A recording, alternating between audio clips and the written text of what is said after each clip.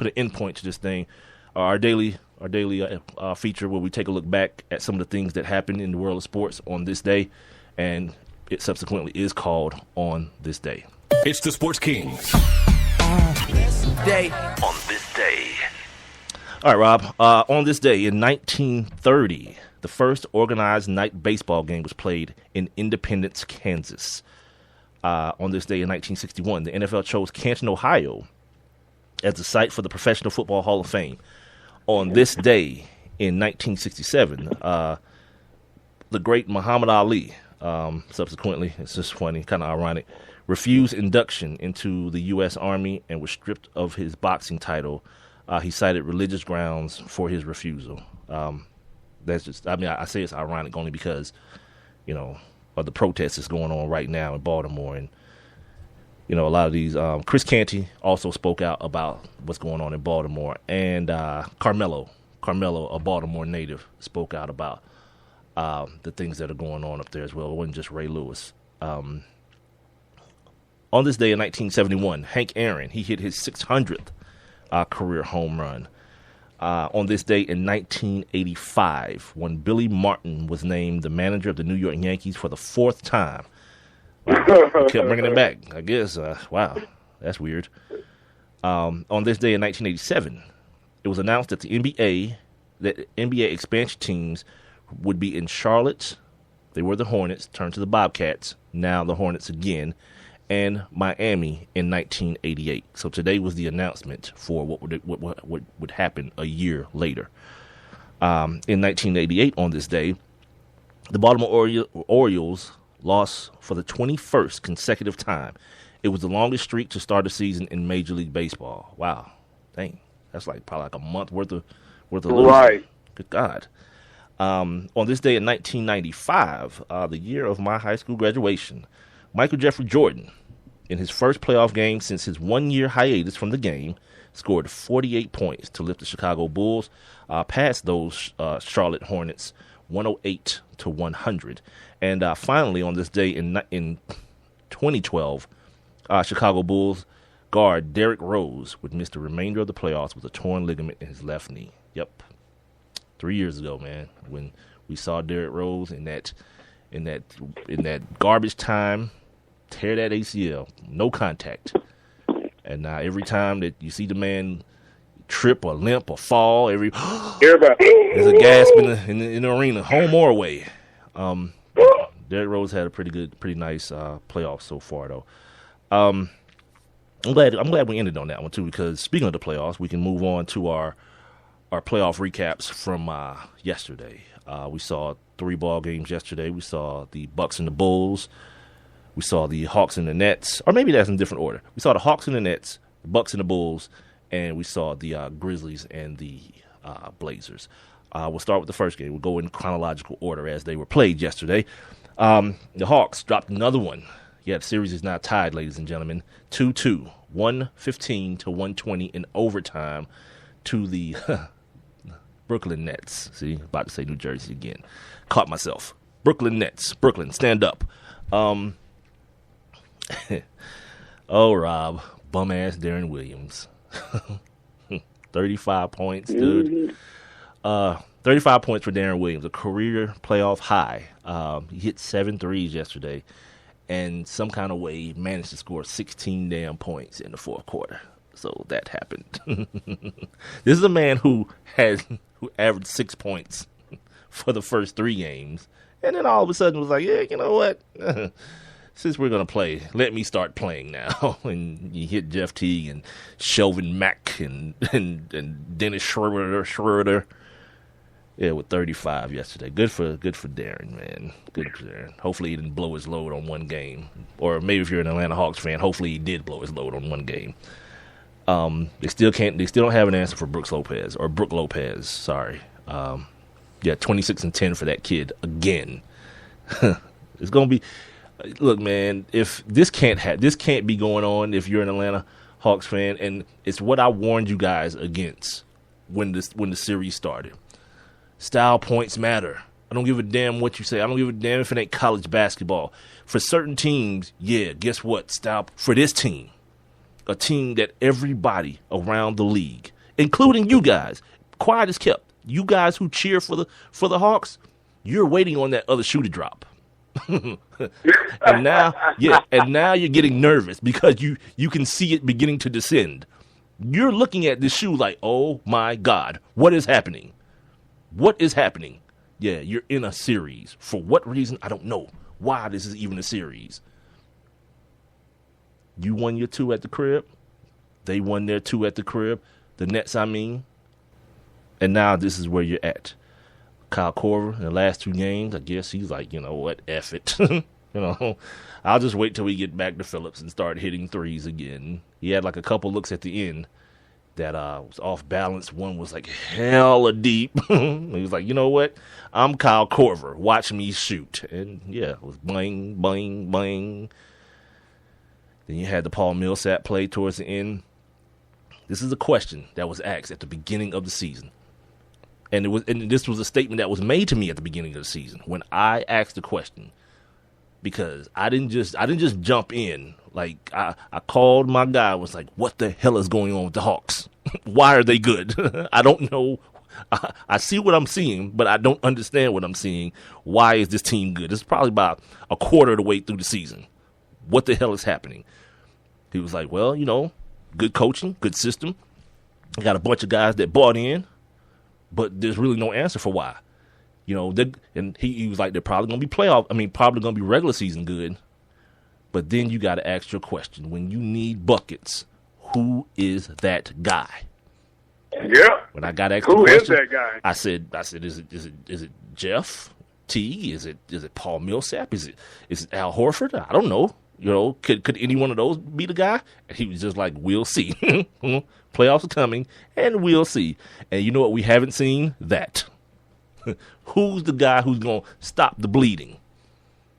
Fourth quarter, 3 minutes to go, because everyone thinks the closer is the dude that, 3, 2, 1, bang, and he hits the shot. That's what everyone, like, their vision of the closer, the Michael Jordan against Craig Elo and Brian, or Byron, don't call me Brian Russell, and the Kobe Bryant against the Portland Trailblazers game, those type of things. No. To me, your closer is a couple things.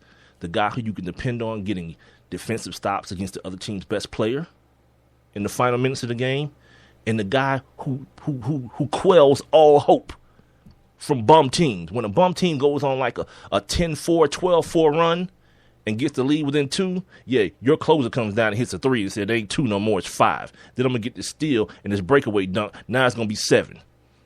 Now I'm dashing all your hopes. That little fire that you thought you started, water on it immediately. The Hawks, I don't know who that is, man. A couple dudes try. Jeff tries. Paul tries. Al tries. And it don't seem to really work. Like between Al and Pero and Teach, guess what? Got to do something with the Lopez kid. Got to find a way to do something with him. Either let him get his and make him defend on the other side, because both of you dudes are like stretch 4s and 5s or whatever you want to call them. You shoot the 3 and the jump shots and all that. Make him defend. Do one or the other. You know what I mean? That hasn't happened yet. Yesterday, speaking of who's the guy, every Hawks starter had at least 16 points.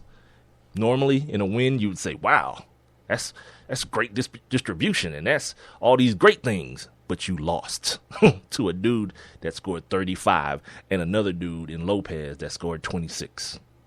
Yeah, they let 2 dudes give you the business while you trying to spread the wealth. Somebody on that Hawks team needs to get selfish. And I don't mean just in play, in mentality. Because that's where it starts. It's a mentality. Like, I don't care. I'm better than the rest of these dudes. The Kobe thing, LeBron starting to get it a little bit, the Russell Westbrook thing, the Steph Curry thing. I'm better than the rest of these dudes. So when something's needed, I'm going to provide it. Rob, who's that guy? Who's the guy with that attitude? Who can develop that attitude? It's going to have to be Paul. Think so? Is Paul healthy? Yeah. Oh, well, no, because of that shoulder, so no. Yeah, that's a conundrum, kid. Here, hey, I'm going to throw this at you.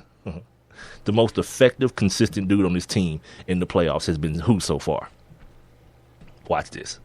Who's it been? I'm pulling my Eddie Long on you too, dog. Watch this.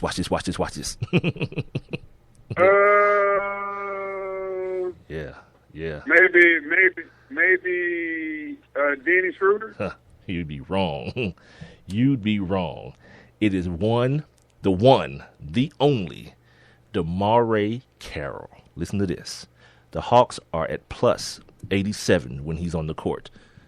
When he's off the court, they're at minus 31.4. Like, you don't even have to know what those mean. Yeah, you don't even have to know what those mean. Those numbers mean. Just look at the difference. If you can add and subtract, look at the difference in what 8.7 is and negative 31.4. Yeah, and he's playing 36 minutes a game, cuz. So inevitably, they might have to up his minute. This is where. Listen to me again. That Thabo thing is real, man. Not having that dude with that playoff experience and a dude that's as versatile as he is and can give DeMarais that quality break, because Ken Bazemore ain't getting it done. Yeah. Him and the other kid from Vanderbilt, Mike Scott, sorry. Yeah. Those dudes got this thing being a series now against the Nets, the 8th seed. I'm wishing you the best, Hawks fans, that this thing don't see a Game 7. But what have you seen? I asked you the question yesterday. I'm asking y'all again. What have you seen that tells you that this won't be a game, that this won't be a 7-game series? Nothing. Yeah, of course. They won at home. You won at home. So if you go by the pattern, guess what's going to happen on Wednesday? Yeah, Hawks will win. They go back to Brooklyn. Brooklyn will win. And then now you got yourself a Game 7 with the damn Brooklyn Nets. What in the hell? Oh, it's going to be fun. Either way, it's going to be fun. Because all this false confidence, and that's what I considered it all season. Yeah, man, Hawks. Boy, look at the Hawks. Y'all knew this was coming. In your heart of hearts, you knew. You knew the playoffs was coming. You know, you got shocked with Derrick Rose getting healthy and coming back and playing ball. So all that happened at one time. The Kevin Love thing is happening, but you didn't expect that Washington thing to happen, did you? Didn't expect that to happen either. Yeah. Second round. I said, you know what? I keep putting the Hawks in the second round. I'm gonna go ahead and pump my brakes real quick. I'm gonna let it play out. You know, I'm gonna just sit back and watch what happens before I start making any type of foolish, bold predictions. What was the next game, by the way? Next game was the Bucks at the Bulls. The young Bucks again. Look what happened last night, Rob. Michael Carter Williams. I told you he was my X factor at the beginning of the series. Like, especially after D Rose had that first game, it was like, yeah, you got to give him something, Michael Carter Williams. And Mr. MCW gave him. He actually outplayed Derrick Rose yesterday. He and the Greek freak Giannis Antetokounmpo, showed up, showed out. You know, and this team. This is what I wrote in my notes. I said the Bucks won Bull style. Like, they beat them pretty much at their game. You know, kind of, muddied the game up a little bit, got physical with them, and kind of just, took it to him. Michael Carter Williams, he twisted his ankle at some point in the first half. And he came back and he was standing on the sideline over in the corner. And one of the announcers was like, "Hey, you think the Bulls let him borrow Derek's bike for a second to keep that ankle warm?" I was like, "Yeah, go get him. Yeah, keep messing with these young kids. He's young as hell. This is his second year in the league. Of course he twists his ankle. You know what he's gonna do? Get it retaped and go back and play. Like, if this was like a 8-9 year veteran, yeah, we might have a problem. Yeah, this kid's 20-something years old. Yeah, he's bouncing back like a round ball." Some quick notes on this game. The Bulls, 34.4% shooting and 4 for 22 on three-pointers. They had been hitting the three-pointer at a pretty good clip in the series so far until yesterday. Derrick Rose couldn't buy a bucket. Jimmy Butler couldn't buy a bucket. Carter Williams and Giannis, not only did they do it on the offensive side of the ball, they did their thing on the defensive side of the ball as well. I talked about Michael Carter Williams, 22 points, 10 for 15 shooting, 8 rebounds, 9 assists, 3 blocks. Butler and Rose combined for 10 of 41 and only 4 of 16 in the fourth quarter. We got a little series here. And Initially, what I would have said about this was that the Bulls need